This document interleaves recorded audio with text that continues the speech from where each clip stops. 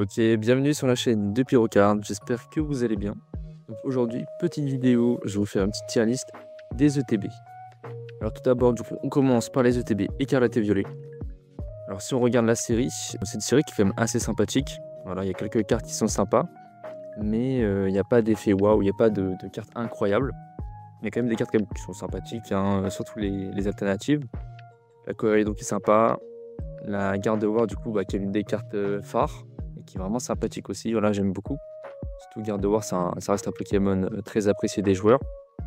Du coup sur cette série il y a une spécificité, c'est par exemple que la Gardevoir ici, il y a une petite histoire, donc on la voit jeune avec du coup ses dresseurs et au fur et à mesure du coup elle grandit. C'est une série qui est sympathique, les pros par contre des ETB sont vraiment excellentes. Mais la série elle est pas assez puissante pour atteindre le tier A. Donc pour moi du coup les ETB, malgré leur design qui est vraiment bien, ça restera en tier B. Alors maintenant du coup on va passer à la série Evolution à Paldea. Alors étonnamment du coup je trouve que c'est une série qui est vraiment pas mal. Le Magic Card du coup c'est l'HS card de la série qui est vraiment sublime. Et il y a quelques cartes par-ci par-là qui sont vraiment sympathiques. Voilà, même si c'est pas des Pokémon foncièrement très populaires, je trouve que ces cartes sont vraiment sympathiques, avec des très bons designs. On sort vraiment d'une zone de confort. Et par contre, le problème de cette série, niveau alternative, il n'y a pas grand-chose. Il y a quelques cartes sympathiques, mais sans plus. C'est pas incroyable. Donc, ce qui est vraiment la grosse puissance de cette série, c'est principalement du coup par rapport à l'ETB. On voit du coup les 3 starters de départ. Et c'est surtout la carte promo, hein. La carte promo de Pikachu qui est vraiment sublime. Donc pour moi cette TB, c'est une TB qui va bien coter, même si la série n'est pas incroyable. Donc je la mets quand même en tier 1. Là maintenant on va passer du coup à la série Flamme Obsidienne. Cette série elle a vraiment de très belles cartes comme ce Fenard. Cisaiox qui est actuellement du coup sous-côté que je trouve vraiment magnifique. Et surtout c'est une série avec Dracofeu en chase card. Donc il a vraiment un avantage clé, donc c'est d'avoir un Dracofeu. Et les séries du coup des Dracofeu, souvent ça monte bien, sauf La Voix du Maître, qui est une série qui est vraiment pas belle. Et si on regarde du coup le TB, donc avec Salamèche, qui est du coup le starter de la première génération de type feu. Et la carte, elle est vraiment magnifique, hein, il n'y a rien à dire, la carte elle est parfaite. On dirait même à peu près l'illustration qu'on peut retrouver dans la série 151. Pour le coup, le TB qui est magnifique, la série qui est quand même assez bonne, hein, et les cartes promo du coup qui est parfaite, le TB qui est pas mal. Pour moi, ça part en tier A. Maintenant, on passe à 151. Dans la série 151, que dire de plus, hein. Il n'y a que des cartes incroyables. En fait, toutes les cartes que tu hits, dès que tu as un hit dans cette série, c'est un hit. En fait, il n'y a aucune carte qui est mauvaise. Voilà, toutes les cartes sont incroyables, hein. Je pourrais défiler jusqu'à toutes les cartes. Et puis voilà, la chase card de Dracofeu, le Florizard, le Tortank, la Kazam, l'Elector, c'est vraiment des cartes magnifiques. Et pour le coup, le TB est pas super joli, mais la carte promo de Ronflex, elle est vraiment sympathique, elle est vraiment sympa. Donc pour moi, cette TB là, c'est un must-have, hein. La série, elle est excellente, la carte promo, elle est vraiment bonne. Et puis c'est une série qui va faire que monter au fur et à mesure des années, quoi. C'est incroyable.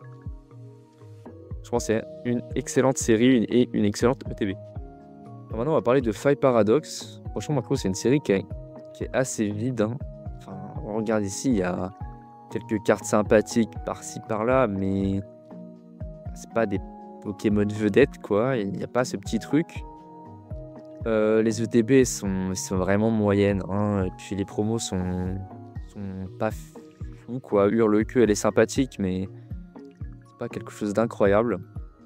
Donc pour moi, les deux, ça va en tier C. Celle-là, pour moi, elle va carrément en tier D, quoi. C'est vraiment pas tip top. Donc maintenant, on va passer à Destiny de Paldea. Alors, Destiny de Paldea, c'est une série qui était boudée à sa sortie, et étonnamment, dont je comprends pas du coup pourquoi. Peut-être le fait que les séries Shiny, c'est des séries qui sont souvent boudées, alors que il y a quand même des Pokémon assez sympas, hein. Parce qu'il y a le Pikachu Shiny qui est magnifique, qui est un des chase cards du coup de la série. Voilà, on a Salamèche ici, on a Reptincelle, qui sont vraiment des cartes super sympas. Et niveau de chase card, bah, on a la Mew X, la Mew Bubble, qui est une carte iconique, hein, qui restera iconique sur le temps. La Gardevoir qui est plutôt sympathique aussi, et il y a un Dracofeu dans la série. Donc pour moi, bah, c'est une excellente ETB. Le TB, voilà, qui est sympathique, voilà, qui est pas incroyable, hein, niveau design, il y a mieux. Mais la carte promo, c'est une carte promo du coup qui est exclusive à l'ETB, et franchement, elle est très très très sympathique. Pour moi, c'est une ETB qui a été sous-cotée pendant longtemps. Là, elle commence déjà à être pricée, donc à 110 €. Pour moi, c'est une ETB quand même à mettre en tier A. Je la mets quand même derrière Evolution Paldea, parce que bah, la promo de l'ETB, elle n'est pas incroyable. Voilà. Alors que Evolution Paldea, c'est un Pikachu, c'est une valeur sûre, ça va faire que monter au fur et à mesure du temps. Ensuite, du coup, bah, on va passer à Force Temporelle. Bon, il y a quelques cartes sympathiques, comme ces deux cartes-là qui se connectent. Mais il n'y a pas cet effet waouh, quoi. Tu regardes les cartes, voilà, c'est sympathique. Voilà, on voit qu'il y a du travail derrière, hein. Celle-là, elle est plutôt sympa. Mais il n'y a pas cet effet waouh. Et puis les ETB, bah pareil, hein. À part la Serpenteau, du coup, qui est plus sympa parce que c'est un Pokémon plus emblématique. Il n'y a rien de transcendant. Et bah, les promos sont pas incroyables. Du coup, moi, la Serpenteau, bah, je la mettrais en tier B, parce que ça reste quand même un bon Pokémon. Pas autant, du coup, bah, que les deux Pokémon vedettes, hein, Descartes et Violet, Coraidon et Miraidon, mais ça reste un très bon Pokémon. Et par contre, celle-là, moi, je la mets en tier D, hein, c'est du même niveau, c'est vraiment pas terrible, hein. Vraiment pas terrible du tout. Donc, c'est pas des ETB que je conseillerais en investissement. On va passer à la série Mascarade Crépusculaire. Alors, pour le coup, cette série, elle a des cartes qui sont vraiment sympathiques, voilà, comme le Simiabraz. Et du coup, la chaise carte qui est l'Amphinobie. Mais à part ça, il y a aussi la Evoli, pardon, qui est sympathique. Mais à part ces trois cartes-là, je suis désolé, mais vous chopez un Torinorm, les gars, vous n'êtes pas contents, quoi. La série est vraiment pas terrible, quoi. C'est vraiment pas terrible. Comme j'ai dit, 2-3 cartes sympas, mais c'est tout, quoi. Il n'y a pas non plus d'effet waouh qu'on pourra avoir dans des séries que je vais présenter après. Mais c'est pas incroyable. Et puis le TB, elle est pas belle, quoi. Le TB est pas belle. Le Garpon, c'est pas un Pokémon apprécié. Alors, par contre, pour le coup, voilà, la carte promo, bah, du coup, elle est vraiment identifiable à la série, quoi. C'est vraiment la série qui est liée autour d'Ogerpon. Et pour le coup, bah, la carte promo, elle est pas moche, mais c'est pas un Pokémon apprécié, quoi. Du coup, je mettrais cette série en tier B. Ça pourrait aller en tier C, mais je pense que ça va quand même en tier B parce qu'elle a quand même des points forts. Maintenant, on va parler de la série Fable Nébuleuse. Alors, la série Fable Nébuleuse, hein, parlons-en. Alors, pour le coup, il a quelques cartes sympathiques, quoi. Le Démolo, c'est sympa. La Persian, elle est sympa. La Insissage, elle est sympathique aussi, mais pour le reste, quoi, à part Bronzoroy aussi, mais il n'y a pas grand-chose, quoi. La Cresselia, pour moi, c'est la chase card de la série. Pour le coup, bah, c'est une air qui est magnifique, hein, un côté céleste, qui est vraiment incroyable. Pour le coup, qui est vraiment sympathique, mais à part cette carte-là, à part la Cresselia, la série, elle n'a rien pour elle, quoi. Et puis le TB, elle est immonde. Et la carte promo aussi. La carte promo, c'est quoi ça, quoi? C'est nul. C'est nul. Donc, je suis désolé, hein, tous les youtubeurs qui disent oui, Fable Nébuleuse, c'est une bonne série, sous-côté, investissez dessus. Les gars, arrêtez de les suivre, ils disent n'importe quoi. Voilà, moi je vous dis directement, Fable Nébuleuse, c'est une série de merde. Voilà, le TB, elle est nulle. Alors, c'est une TB qui va monter, hein. Elle va forcément toucher les 100 € d'ici 2 ans, 3 ans, 4 ans. Mais comparé à d'autres TB qui vont faire des multiplicateurs bien plus intéressants, ça sert à rien. Parce que vous achetez n'importe quoi dans Pokémon, ça monte. Ça, c'est une certitude, surtout dans les ETB. Mais achetez pas ça, s'il vous plaît. Genre vraiment. Donc maintenant, on va passer à Couronne Stellaire. Alors, Couronne Stellaire, il y a ce petit Bulbizarre qui est vraiment sympathique. Il y a quelques cartes ci, par-ci, par-là qui sont plutôt belles. Mais la série, bah, elle n'a pas de chase card. Et puis les cartes sont pas incroyables, à part bah, 2 cartes random un petit peu. Enfin, random. La Bulbizarre et la Carapuce, elles sont sympas. Mais je veux dire, c'est des cartes que tu as dans 151. Enfin, c'est du même niveau, quoi. Alors que là, il n'y a que ces deux cartes-là qui sont bien. Mais pour moi, cette série, c'est en tier D. Et je la mets quand même juste avant Fable Nébuleuse. Parce que Fable Nébuleuse, Ça reste une catastrophe cette série. Ensuite, on va passer à la série Étincelles déferlantes. Alors pour le coup, Étincelles déferlantes, c'était la série du début de la hype. Il y a quelques cartes qui ont quand même des designs vraiment stylés, hein, on va pas se mentir. Comme la Latios aussi, pas mal. La Créfolée, elle est vraiment pas mal. Voilà, cette Latias, elle est vraiment excellente. Et puis là, c'est des séries où il y a des chase cards. Donc on a la Mibellus qui est vraiment excellente. Et la Pikachu qui représente bien du coup la série des Terra Crystal, quoi. Pour moi, c'est une série qui est plutôt pas mal. Mais il n'y a pas non plus cet effet waouh. En avantage du coup de la série, eh bien c'est le TB, hein. Le TB, il y a un Pikachu en gros dessus. Et ça pour du coup, c'est l'avantage en fait de l'ETB. C'est qu'il y a un Pikachu dessus. Et ça, c'est l'un des points clés qui va faire qu'elle va monter alors que la série n'est pas foncièrement incroyable. Pour le coup, la carte promo, c'est une carte promo qui est un petit peu random. En plus, on peut la choper directement dans la série. Donc, pour moi, cette ETB, je la mettrais tellement tier A, parce que c'est un Pikachu. Mais je la mettrais juste avant Cité de Paldea. Voilà. Évolution prismatique. Alors, que dire? Le problème de cette série, c'est qu'il n'y a pas d'air. Du coup, le taux de drop, il est catastrophique. Mais c'est une série à chase card. Il n'y a que des chase cards. Voilà, il y a toutes les évolutions qui sont incroyables. Voilà, les évolutions, ils sont magnifiques.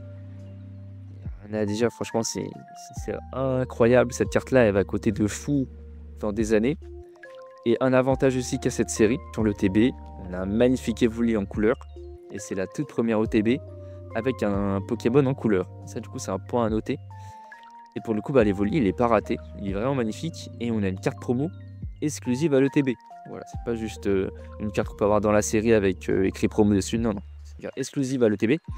Et du coup, la promo, en parallèle de l'ETB, va aussi évoluer et va aussi du coup donner de la plus-value à cette ETB. Donc c'est pour ça que je pense vraiment que Évolution Prismatique, c'est une excellente ETB à investir, à collectionner. Il n'y a que des bons points dessus. On va passer du coup à la série Aventure Ensemble. Alors pour le coup, c'est vraiment une série que je trouve extrêmement sous-cotée. On regarde du coup l'Articonin, il n'y a pas cet effet waouh non plus, mais c'est une carte qui est vraiment magnifique, hein. La carte, elle est magnifique. Et là, par contre, on a cet effet waouh avec le Reshiram de N, qui est une carte juste, tu pètes ton crâne. La carte, elle est incroyable. Et même en fait, toutes les cartes en général sont vraiment excellentes. Ce qui est bien dans cette série, c'est qu'il y a beaucoup de cartes qui sont très très bien. Donc tu as peu de chances du coup, quand tu tires une carte, tu as peu de chances d'être déçu. Et quand on regarde le TB, le TB elle est magnifique, hein. On a un Zoroark avec N dessus. Et la carte promo, du coup là c'est la Zorua de N. C'est une carte exclusive qu'on ne peut pas avoir dans la série. Donc comme évolution prismatique, vu que c'est une carte exclusive, ça va donner de la plus-value à l'ETB. Et ça va faire que cette ETB va monter. Cette ETB elle a un très fort potentiel. Pour moi je la mets en tier S, juste après évolution prismatique. Ensuite, là on passe à la série préférée, niveau investissement, tout simplement la série Rocket. Et puis là, que dire, il y a vraiment des cartes où là on a vraiment cet effet waouh. Franchement c'est magnifique. Là on a vraiment cet effet waouh. Quand on voit la carte, on voit de la puissance. Le dessin il est magnifique. Il y a vraiment le retour d'Ondine. Il y a tout qui est excellent dans cette série. À part quelques cartes par-ci par-là qui ne sont pas incroyables. Voilà. Il y a vraiment Miaus de la Team Rocket par exemple, c'est vraiment un banger. Et puis les alternatives, on a vraiment des chase cards incroyables. On a la Mewtwo X de la Team Rocket qui est magnifique. Le OO qui est incroyable. Le Sulfura qui est sublime. Pour moi, cette série, les gars, faut surtout pas la sous-estimer. Parce que moi, c'est la série à investir aujourd'hui. Voilà, c'est la meilleure série à investir. En plus, du coup, le TB, on a un magnifique Mewtwo avec Giovanni derrière, avec un gros R sur le TB, qui représente bien du coup la Team Rocket. Petit défaut, ça malheureusement c'est dommage, la carte promo, c'est une carte que tu peux choper dans les boosters. Et ça fait pas trop plaisir. Mais malgré tout, cette TB, ça va en tier S, juste derrière 151. Juste derrière 151. Voilà, le TB, elle est magnifique. La série, elle est magnifique. C'est excellent. Et donc là, maintenant, du coup, on passe à l'extension Foudre Noire. Il y a vraiment des cartes sympathiques. Il y a quelques cartes qui valent le coup.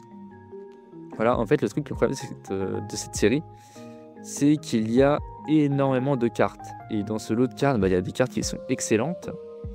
Mais il y a aussi des cartes qui sont vraiment nulles. Mais pour le coup, l'avantage de cette série, c'est qu'il y a un petit peu de tout. Et niveau chase card, du coup, bah, on a ce magnifique Zekrom, là, qui est excellent.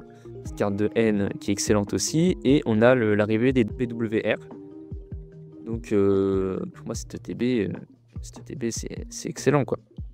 C'est excellent. J'hésite à mettre en tier S ou tier A, mais le fait qu'il y ait Flamme Obsidienne en tier A, je mettrais du coup juste derrière Flamme Obsidienne, tout simplement parce que bah, Zekrom c'est un Pokémon emblématique, mais ça n'aura pas le même impact que TB avec Salamèche et avec une promo exclusive. Et par rapport du coup à la série blanche, bah, c'est à peu près le même délire, hein. On a vraiment des Pokémon sympathiques avec des chase cards et quelques cartes bah, par-ci par-là qui sont pas forcément incroyables. En fait, il y a un petit peu de tout.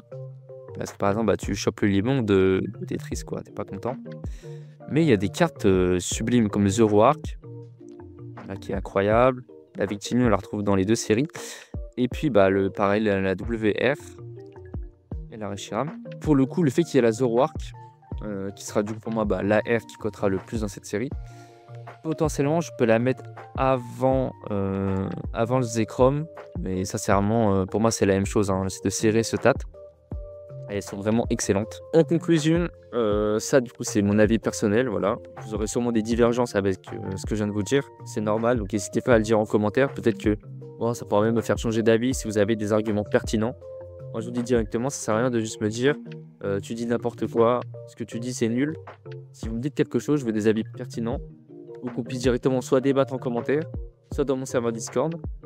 Et d'ailleurs, en parlant de ça, voulez-vous aussi faire une tier list et le partager du coup dans le serveur Discord ou à vos amis? Le lien de la tier list sera mis sur mon serveur Discord. Voilà. N'hésitez pas à rejoindre et à faire directement de vous-même la tier list. Sur ce, merci à vous d'avoir regardé la vidéo en entier. C'était PyroCards.